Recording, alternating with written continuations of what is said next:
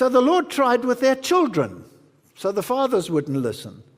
But I said unto their children in the wilderness, won't you please walk in my statutes, in the statutes of your fathers, neither observe their judgments, nor defile yourself with their idols? I am the Lord your God. Walk in my statutes, keep my judgments, do them.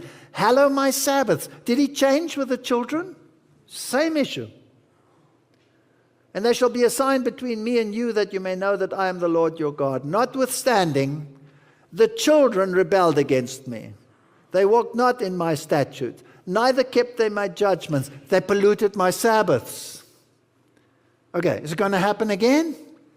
Yes. Yes, the consequences are going to be the same. Now here's a question that I have. How important is it that the law of God should be maintained? How important is law? And how would God feel about his law? Being God and sovereign of the universe, do you think he has a system of government that is important to him, his law?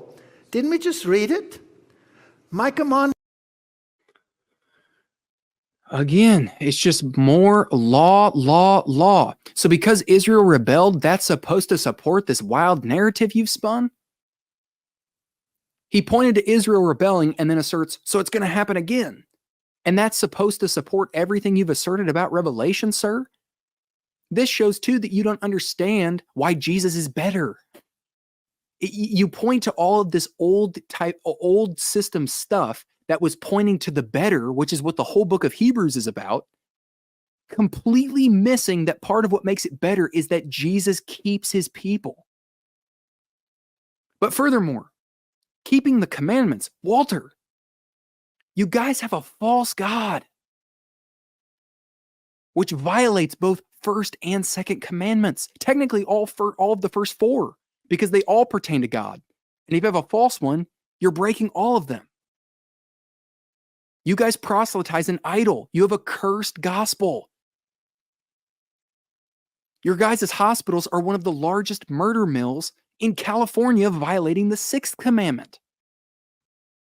You violated the ninth commandment just in your presentation here by bearing false witness about Christians, which is hard-coded into your guys' system of theology. You guys platform and elevate a woman who continually violated the third commandment by bearing the name of God falsely over and over and over again. But because you go to church on Saturdays, that somehow nullifies all that? I mean, give me a break, dude. That's what you actually mean by commandment keeping, is you guys go to church on Saturday. Meanwhile, you have a false Christ who was exalted to be made equal with God the Father, who's a different being, doubted his sacrifice at Calvary, and if he'd be resurrected because Satan was able to twist his heart. He had to secretly go off to heaven after his resurrection to find out if his sacrifice was even accepted. Wasn't able to resurrect himself, only the Father could, which Ellen White contradicts herself on.